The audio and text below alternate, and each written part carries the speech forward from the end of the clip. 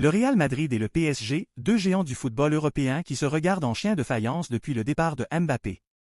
Et cet été, la tension est montée d'un cran. Entre approches jugées limites, joueurs courtisés en coulisses et un club parisien qui refuse de se laisser faire, ce dossier a tout d'un vrai clash. Je vous explique tout, jusqu'au dernier détail. Restez avec moi.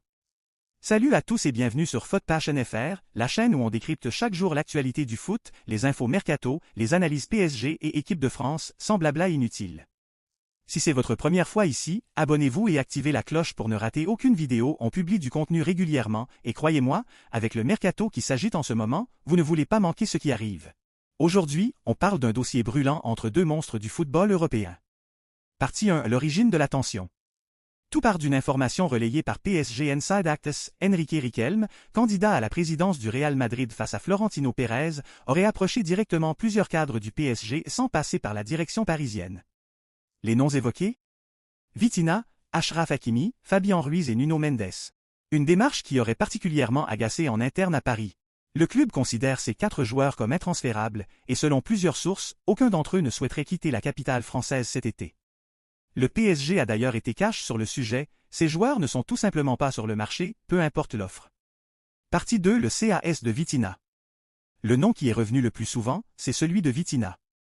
Le milieu portugais, pièce maîtresse de Luis Enrique, a longtemps été annoncé du côté de Madrid, où les relations entre les présidents des deux clubs se seraient nettement améliorées ces derniers mois. Mais Vitinha a lui-même coupé court à la rumeur dans une interview accordée à la presse portugaise, affirmant se sentir très bien à Paris et que rejoindre Madrid maintenant ne serait pas la meilleure chose pour lui. Partie 3, le dossier Hakimi, le plus sensible.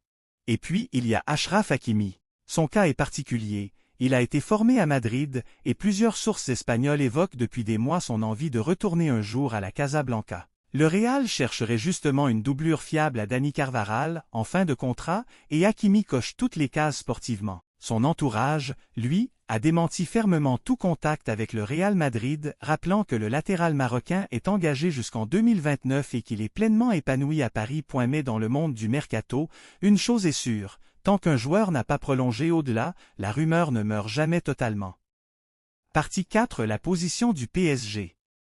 Face à toutes ces sollicitations, le message du PSG est resté le même, ce n'est pas parce que le club a construit une équipe championne d'Europe que ses meilleurs éléments sont à vendre.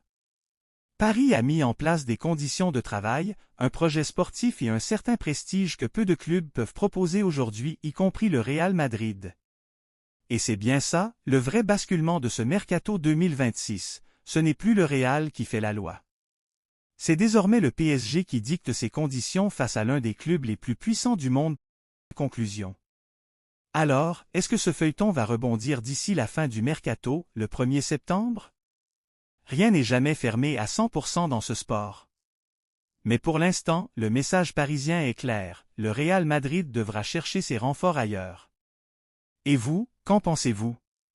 Est-ce que Paris a raison de fermer la porte aussi fermement, ou est-ce qu'un de ces départs serait finalement une bonne opération? Dites-moi tout en commentaire, likez la vidéo si elle vous a plu, et abonnez-vous pour ne rien manquer du mercato. Salut!